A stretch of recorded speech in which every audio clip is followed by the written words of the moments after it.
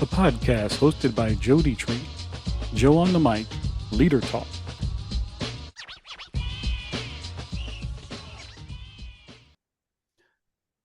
All right, guys, we're back on our next episode, and I'm so excited to have the Viking nurse come on, and hopefully he'll explain to us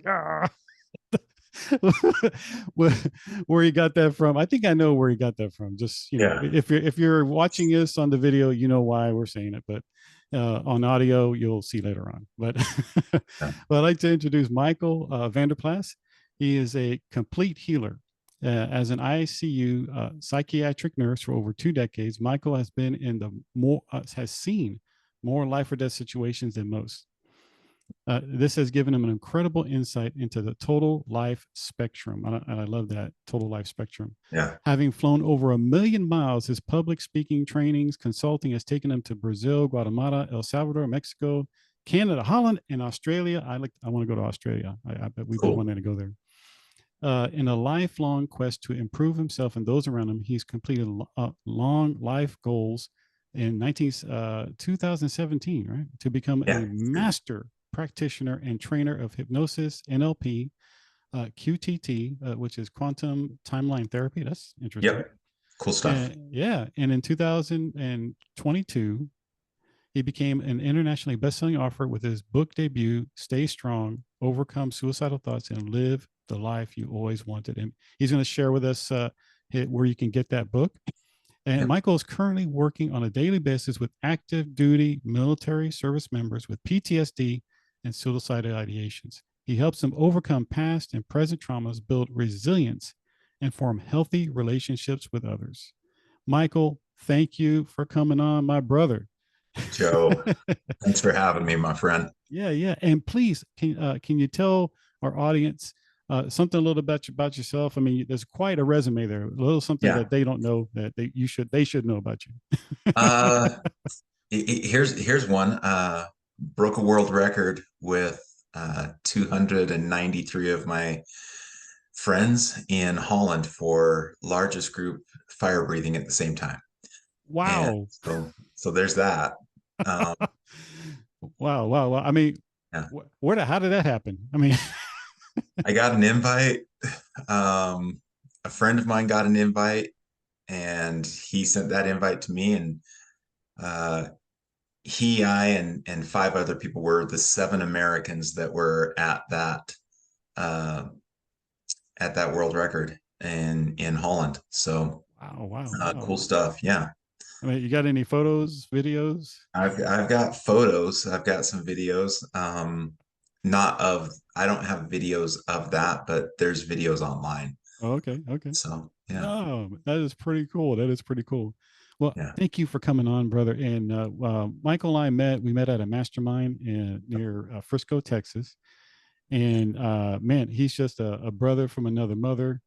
You can tell he loves service members yeah, and he loves helping them to recover and to find hope, healing, and transformation yeah. and getting out of suicide ideation. And brother, can you tell us a little bit about how you came into helping our service members and why? Why is it important? Yeah, so I'd actually heard about the program that I'm working at right now. I'm working at a psychiatric specific hospital Hmm. in Salt Lake City, Utah, Salt Lake Behavioral Health. I'll say the name, free plug for them. No money goes to me on this, but that's fine. I care more about you being there and me getting to meet you. There's a program called Strong Hope. Hmm. We have 2 units that are for men, 2 units are for women. It's primarily based on trauma. So PTSD usually, uh, a lot of guys have service trauma from either being on deployment or just some of the day-to-day work of being military if you're not even in battles and stuff like that, just some of that stuff. But every single one of them, I swear, like 99% of those people have trauma from their youth as well Mm-hmm. in some sort, because most people do. Mm-hmm. And so I was working about 4 years ago. I was working as a psychiatric nurse for a year on an adolescent unit at a different hospital. And having read a lot of stuff, having trained for about 30 years on the mind and focusing on that, and then as well as my ICU experience as a nurse, I came up with a theory as to what the unconscious driver is for why people attempt suicide, a common link for why everybody does that, and went back to ICU nursing during the COVID pandemic, did travel nursing. I was one of those travel nurses bouncing around the US working in different ICUs. And while I was doing that, I felt this real strong pull. I don't know if any of you people have heard of Jordan Peterson, but I heard this one idea of his where he said, focus on one thing and get as good at that as possible, and put that as your mission and see what it will open up for you. And I just realized, hey, I'm with all these patients in the ICU who are really sick. During the whole COVID thing, I thought, what if I passed away? And what if I didn't have that message available to the world? And so I got a book writing coach, a lot of caffeine, a lot of pulling my hair out, frustration, and 4 months of sitting down and typing a lot, editing, pulling chapters out, putting new chapters in, and I came up with the book. The last contract that I was doing as an ICU nurse, I ran into the CEO of the hospital that I'm currently working at. I was taking care of his mother. She was a patient of mine. She had some medical issues in the ICU, and he got a copy of the book, asked me to please come out and work there, and went out there. And I'd kind of heard of this program for a few years. And luckily enough, I got put up on that unit quite a bit. And I just work with the guys. There's 2 units, but I work usually on the 5th floor. Sometimes I work on the 3rd floor, the men's units. And the love that I have for those guys is just huge. And now I'm just attacking it. I've been asked, in fact, in September. Uh, so beginning of September, I'm going out to Germany, to Bavaria, Mm-hmm. and I'm speaking at 5 different bases, speaking with the Garrison Command. Going to be on like a live radio broadcast for U.S. military through the country, U.S. military, NATO allied forces, DoD. So doing that at that point in time. And then there's 2 bases out here in Utah that I'm scheduled to speak out during September as well. So Wow, wow, wow, wow. yeah. And thank you so much for doing that, for looking out for our brothers and sisters in Oh, arms, because we as a community, we need people like you oh, that love us genuinely, because sometimes we come out of the military service mhm, and we lose purpose. Sometimes we lose a hope, yeah, because there's a cadre of of people you're always around. There's a mission. There's something always to go for.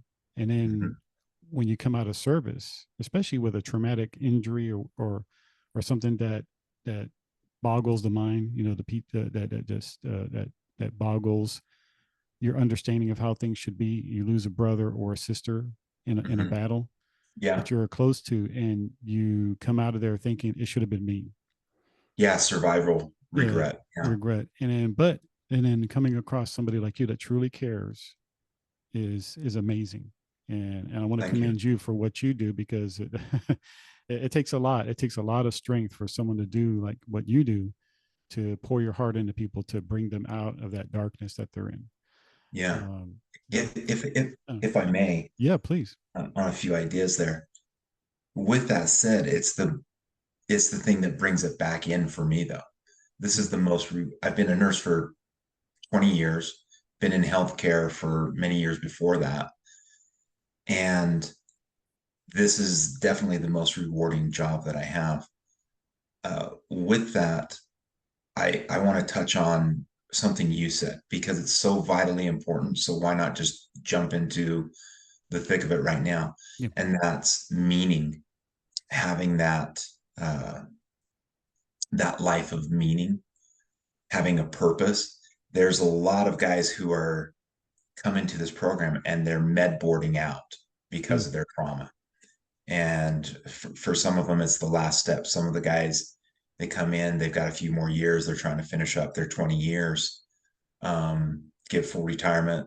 But there's quite a few who are coming in, they're getting med boarded out. And I'll ask them, I'll say, and the therapist during the therapy, I'm sure they go over this stuff too, but the last few days, I pull these guys aside as I'm just like sitting behind the desk, giving mm, them their meds. And I just tell them, I'm like, hey, Bill, John, whatever, whoever it is. And I'm like, so going back to, wherever. They're like, yeah, what's your plan? I don't know. Is that going to be helpful for you? And I don't know. And they're like, no. I was like, so what you going to do? First hour you get back. This. Cool. What's your plan for a few days later? This. What's your main plan? This. What does that look like? What are the difficulties? And I love asking them through these things and having it set in their mind. Sometimes the purpose can be something as small as, oh, my purpose is to get home, see my wife, and give her a big old kiss and spend some time with my kids. Some of the other people, their purpose is, you know what? I'm going to go up command and I'm going to try and talk with, this colonel or this general, uh, and mention this program to him. We need to get this out more. There's two guys who are Rangers who recently left. One mm. guy came in, stayed there for the 4 week program, was gone about 3 weeks, and then sent his buddy out there. These two guys. I mean, one of them, can't disclose names, but one of these guys, he's a sergeant major. Teaches at Ranger training, and him and this other guy, they're they're going up command to try and get more mental health help for the military. So Mhm. having a purpose, having a meaning is usually the thing. It's the biggest thing that I've found to help people get over their difficulties. Viktor Frankl talks about it in Man's Search for Meaning. I referenced that book. Friedrich Nietzsche, Mm, the German philosopher, mm. made the statement, "He who has a why can endure almost any how." And so Wow.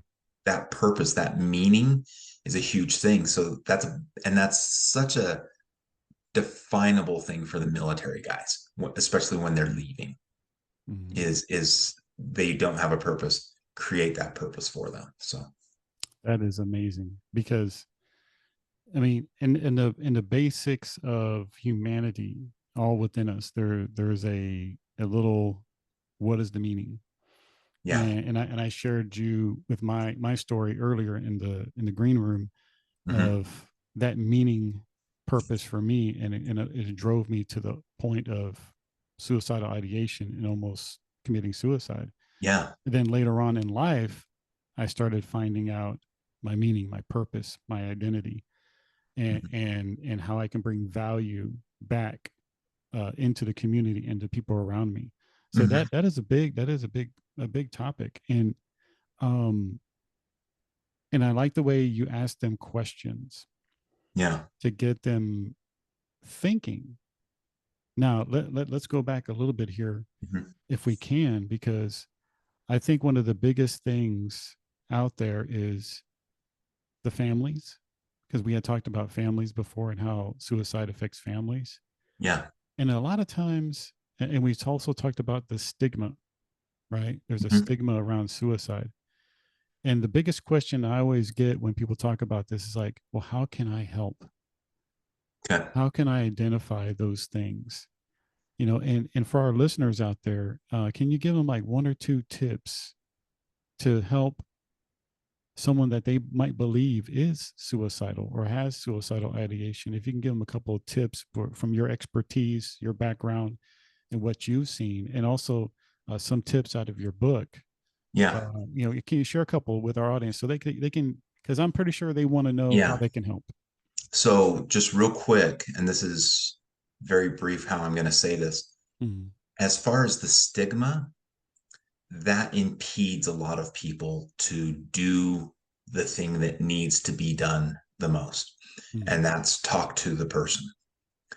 So I personally think part of the stigma, I don't think this is all of it, but part of the stigma, I think it's fear on behalf of the person who cares about the loved one and wants to give that, wants to communicate with the loved one. So let's say it's me and you, Mm. and let's say you were thinking of suicide, and I think you might be thinking of suicide. For the common person who doesn't have information, knowledge, skills, a professional license, as nurse, behavioral health tech, psychologist, licensed clinical social worker, therapist, whatever, counselor, church leader, whatever. For that person, I think the person, like if that was me going to you with the suicidal ideations, I think for majority of the people, there's this fear. What if I say the wrong things that puts you over the edge Hmm. or that loved one over the edge? Yeah, I agree. So I think there's a fear that I'm going to um, promote their going forward with their plan. When in reality, speaking to them, even if you are bad at it, because some people aren't great, let's admit it, Yeah, everybody says there's no bad questions. Yeah, there's bad questions, oh, it's a potential. Yeah. yeah, yeah, but here's the thing, done beats perfect. We hear that, practice makes progress, not perfection. So talking to the person. With the Air Force, I know in speaking with them, uh, I don't know if this goes across all branches of the military, but Air Force, suicide is actually their largest killer since they're not Mm. boots on the ground so much. They're up in the air. Mm. 122 deaths last year Mm. to suicide, and that's their largest killer. And so they have a program where I think it's called Just Ask. Mm. And so that's the biggest thing. Ask. You just say, because the person can lie to you if they want to, but Mm. maybe what they're waiting for is for you to ask. So you'd be like, hey, Joe, I've noticed you've been bummed out a little bit. You just don't seem like yourself. Hey, I've just really, I don't know why I've got this impression. You can say that. Everybody has impressions. Doesn't need to be right. You can just say, hey, I've got this impression. Just seem like you're under a lot of weight. How you doing? And then, a lot of people will say, oh, I'm doing okay. I'm doing fine. Great. That's a push away. And you go, cool. So how you doing? Mm. I use that same question twice with so many people, especially these guys who are walking through. I'm like, hey man, how you doing? Oh, good. Blah, blah, blah. Oh yeah, cool, cool, cool. Huh. So how you doing? When you ask it that second time, that person usually realizes you really want to know. They're like, why are you asking? Let's say they're giving us a pushback, and just push it forward. Be like, you know, I know that I've had some suicidal thoughts in my own life, and I've thought about it sometimes, and I'm kind of worried that you might be thinking that. Is that something that's gone through your head? Yes, no. Okay, cool. Well, I'm here for you. I want to talk to you, and then just talk to them and ask questions. The other thing about asking questions, not just like, what's your purpose? Why are you thinking of suicide? For what purpose are you thinking of suicide? What's wrong that you'd like to fix in your life? By asking those questions, the person has to come up with the answer. It's not me telling them, well, you need to live. You need to stay here. Be like, what would be a good reason for you staying? So you're asking them, you're not telling them. If I tell you, Joe, if I tell you, anybody who's out there, something, your ability to reject my idea is huge Mm. because I'm just this other guy. I don't understand your world whatsoever. But if you say, if I ask the question, hey, why should you live? Just one reason. What's one reason why you should live? They come out with it, they give you an answer, then then that's their answer. That's them coming up with it. It's an inception idea, like that movie Inception. And if they believe it, if it comes from them, the likelihood that they believe it is so much greater. Now, let's say that the person says there's no reason. Just question them on it. There's no reason at all? No. There's not one thing that would make you live your life. If you could go back 5 years and change whatever problems led you to this, there's not one thing. Because usually the person will say something. All you need to do is put, like, let's say you have a pie graph. All you need is one teeny little line to start opening that up, to start cracking their reality of, hey, there is one thing, one reason for living. So, I've had suicidal ideations myself. And I thought about my daughter, wasn't in a good space with my wife, didn't even really care. Oh, if she finds me, no problem. And then the daughter idea came up. Oh, my daughter wouldn't have a dad to raise her. What's that like? And so that's a big thing, is ask the questions, spend time with them, listen to them with the intent to learn information from them, not with the desire for you to feel better about what you're going to say. We do that a lot. I do that a lot. I think I've gotten pretty good at holding back, but listening. Here's a tip that I say to a lot of people, and I do trainings and certifications in NLP, hypnosis, stuff like that. And this is like one of my golden gems that is one of the hugest things that I think is the most mind-blowing idea. You ask somebody a question and they didn't really give you a lot of information. Here are a few tips of things to say to get them to give you more information. Huh? What else? Really? Tell me a little bit more about that. Well, what do you mean?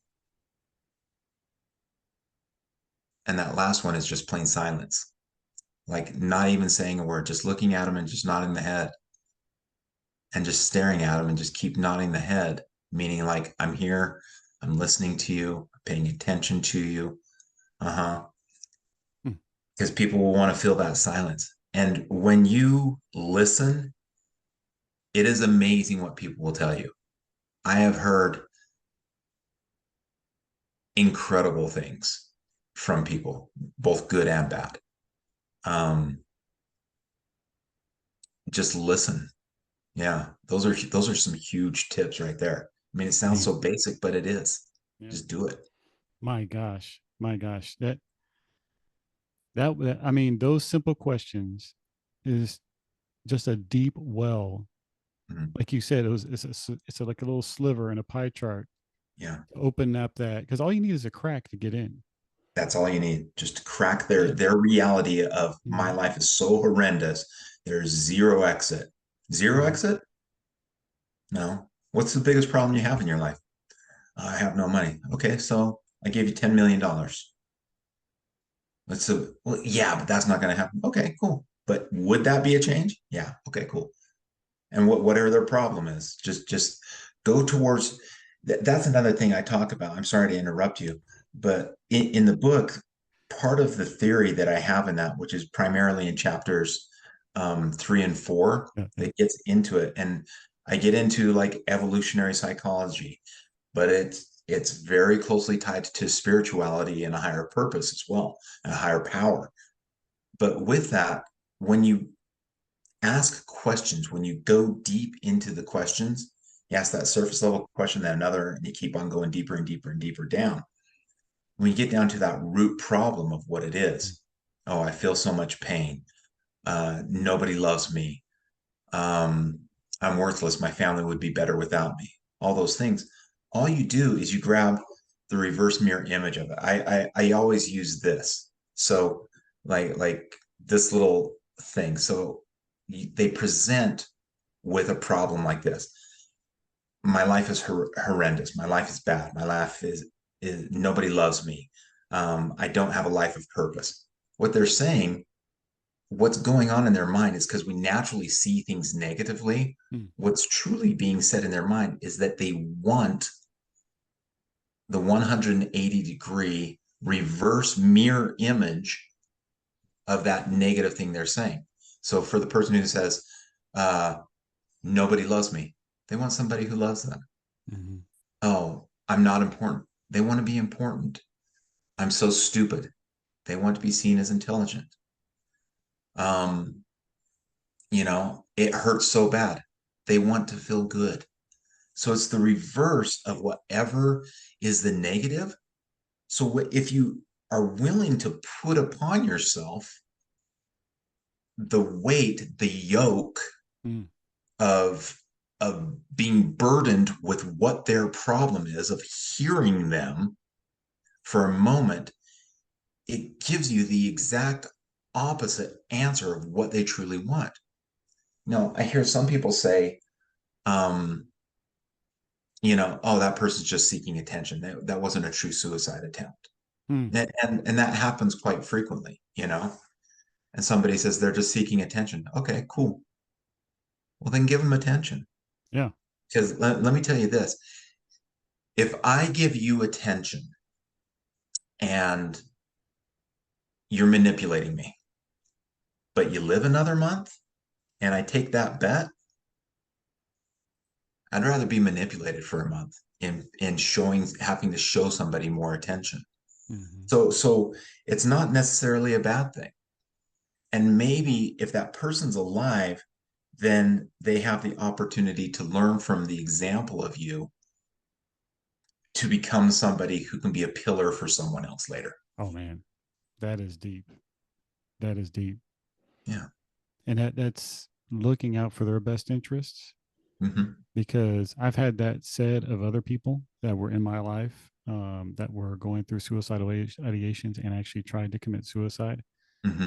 And when they said that, they're just trying to get attention. I'm like, okay, but you know what? Fine. They might be, but they need it at the moment. Yeah. It might be a negative way of trying to do it, but like you said, they're taking another breath another day in the Yep. meantime. And that is so true, guys. This is something that they may be going about it the wrong way, but help them to live another day, Mm-hmm. because by you being active in their life, you're actually being support. And like Michael said earlier, you're going to be that exampleship that they actually need in the moment for recovery. Man, Yeah. that is so deep. That is so deep. And before we continue on, Michael, I want to make sure, Yeah. where can they find more about you? How can they get a copy of your book? Can you share with us all your social media stuff and Yeah. Yeah. It's like, it's weird nowadays trying to remember all the different things. The easiest thing to do, and I'm just going to let people know they can get a free chapter from my book as well. At this website, just go to www.staystrongbook.com/the number 4 and the word Utah. Okay. Just go to that. Um, and then it will have the option to get a free chapter PDF. That chapter is chapter 2 out of 9 chapters of my book. And that basically gives, man, it's raining out here. It doesn't rain that much in Utah, but it's like pouring right now. Oh, cool. We're getting blessings right now just because we're talking about good things. Let's say that. Yes. Yes. Amen. But that chapter 2 talks about signs and symptoms and population groups of people who are more likely to commit suicide, signs to notice, to pay attention to. And that's a very important chapter. I think I told you when we were talking before we started recording, there was a person who I knew who, if she would have read another page and a half, she would have caught on to a huge sign that her sister was considering suicide. And her sister committed suicide. Mm. She went back to reading the book, read another page and a half, and then messaged me. Said if I would have only read this. And so that chapter is so important. I just want everybody to have it for free. Nothing like that. Just toss in your email and it shoots it straight to your email. Okay, So so just so you guys get it, it's staystrongbook.com/the number 4 Utah. yep. So guys, and that'll be in our description below as well. All of this contact information. Get Yeah. the book. If anything, Yeah. get the copy. I highly recommend getting the whole book. Okay, Yeah, just call it a exactly. done deal. So If they want to just find the whole book, they can just buy that on Amazon as well. I've got it in English, Portuguese, and Spanish. So and it's what's the name of the book again? stay strong. Okay, stay strong. Yeah. And Yeah. for Michael Vanderplas. Yeah. Yeah. Man, this is such a good thing, brother. I definitely appreciate you coming on and sharing those nuggets because, Yeah. like you said, the biggest thing is people have fear. You've already told them, hey, look, put the fear aside, Mm-hmm. ask those wonderful questions that you provided for them. So, guys, go back, re listen to this, take notes, and take down those questions because it's better to ask the questions than to be regretful and not have asked the questions. And you know what? And for me personally, going through a suicide experience, if someone were to ask me those questions, I would have felt, hey, somebody actually cares. Yeah. Somebody actually cares about me as a person, as an individual, to ask Mm-hmm. those questions. I might not have thought it at the time, but it would have made me think, consider, and say, wow, someone's actually trying to figure out what's going on with me, even though it might be a little bit painful, going through a lot of emotions, whatever the case may be. I might have rejected them initially, Yeah. but ask the questions, guys. Ask the questions. Well, Uh, if I can say another thing yeah, with please, Mike. that, and I've used this line we've had some patients who've come in and stayed for 28 days, sometimes extend to 35 days at our program. And there's been a few, 2 or 3, where I've been very worried upon them leaving, of them considering it. And I say this line, so adopt this line too. You can just say, don't break my heart. Mm, Hey, if I hear about you not staying, I don't like putting the words in their minds, but if I hear about you not staying, it's going to break my heart and it's going to affect me for the rest of my life. And letting them know that. And so if you say that, that lets them know that you care. And I tell people this frequently too, and I believe this honestly. I believe that when we create a bond with somebody, no matter if that person's on the other side of the planet, 3 blocks away, I believe there's a form of energetic bond tied to that person. And so I tell them, I'm like, hey, when you're feeling weak, when you're not feeling strong, just remember me and remember that I love you. And say I love you more. mm, yeah. Like people, like my wife tells me that I say it too much. She's like, you don't love them. I was like, you don't know that I don't love them. I love all these people. I love you more, honey. I love Mm-hmm. my daughter the most, even more than my wife. Shh. But she knows this. My wife knows this. But I love that person. And Mm-hmm. so why not say it? Say, Mm-hmm. hey, I love you. Yeah. And Yeah. if it's guys to guys, just say it like dudes do. Hey, I love you, you idiot. Hey, I love you, you ugly, you ugly SOB. You know, Yeah. even though Yeah. you're Yeah. ugly, I love you. Yeah. Yeah. You say it jokingly like that, like guys do, but they Mm-hmm. still hear it, Mm-hmm. Yeah. They still hear it. and so it's important to say that too. Mm. Now, before we continue on, Yeah. any medical disclaimers that you might want to share? Oh, yeah, we were gonna do that right at the beginning, weren't we? Yeah. So this is not, even though I am a medical provider, I am not your medical provider. Um, and so if you need the help from a medical provider, please do that. This is not medical advice. I would say, just as somebody who's been around people, seek out help at a higher level in some way. That might be your best friend, and your best friend might recommend you to go to a doctor. You might have to go get taken by your family to an emergency room. You might have to take your family member to an emergency room if there's the immediate fear of suicide. Nothing wrong with going into a facility for a few days, week, 2-3 weeks, something like that, taking a little bit of time. The reason why people have these breaks in anxiety, depression, borderline personality disorder, schizophrenia, suicidal ideations is because life has become too chaotic, too overwhelming, too confusing. Going into a facility might be the thing. It might be medications for a while.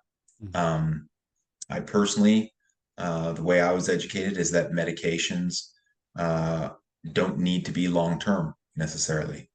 Sometimes they can be utilized as a bridge while you're going through a rough time, with a good practitioner, medical practitioner. So yeah, medical waiver. This is not medical advice. This is me just speaking. Yeah. And also there's the suicide prevention hotline. Yes. That everybody can reach it. It's at 988. I think that's 988. Yeah. And It's available 24 hours a day, both in English and in Spanish. So Michael, as we conclude here, brother, is there anything on your heart that you just want to share with the audience before we end this episode? Yeah. One of the things I just want to share with everybody is just this reminder that your life is not your own. If you were to leave, the void that you would leave is not just amongst those who love you. Even if you believe somebody doesn't love you, there is always, and I'm saying this from seeing hundreds of cases, if not thousands, somebody will be crushed. In addition to that, you can always do it tomorrow. It doesn't need to be today. You can hold off tomorrow till tomorrow. And then if tomorrow comes, maybe you try and hold off again till another day. And third thing is breathe deep and go for a walk. In the book, I explain the science behind why that helps. And there's a lot of information on that. We could riff on that for another hour and a half.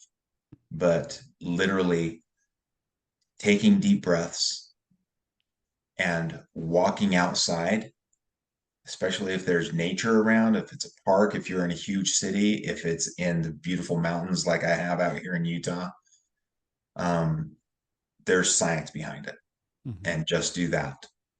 And then come back and read some more of my book and you'll get the understanding of why. But it doesn't need to be complicated. Just do that. Yeah. And know that you are loved. Absolutely. Man, that is so good, Mike. I'm so glad we brought you on board. Man, he's like a big Viking teddy bear. It's like if there's such a thing. Love you, brother. Yeah. Every time I see you, man, I just want to give you a big hug. But man, I'm giving hugs. Yeah. So please get Mike's book. It's called Stay Strong, Overcome Suicidal Thoughts, and Live the Life You Always Wanted. Go to his book website, staystrongbook.com/4 Utah, the number 4 Utah. And brother, thank you again for coming on, man. And definitely when I'm over in Utah, I gotta holler at you. We'll see some national parks. We'll see some pretty out here. I'll take you around. You'll see some good mountain hikes. Yeah, and I love that you talked about going in nature. Yeah, walking around in nature. If you can go barefooted too, even better. Oh, that's how I do a lot of my yard work. Not the mowing the lawn. I want to keep your toes. Keep your toes. Yeah. Oh man, but thank you again, brother, for coming on. And check him out, guys. Check him out. Go get his book. Go see Viking Nurse on YouTube. You'll find them too. And thank you again. And God bless you guys out there. And look, stay strong. Get his book. And God bless you guys. And like I always tell folks, have a positive expectation of God's goodness in your life each and every day. God bless you guys. All right. So hope you enjoyed this episode. Don't forget to like and subscribe to this podcast and share this podcast because you need to get leadership tips out there and have a positive expectation of God's goodness in your life each and every day. Hey, if you want to find out more about what I do, go to joedietrich.com. Go to joedietrich.com and see what we're up to. Talk to you later. Bye-bye.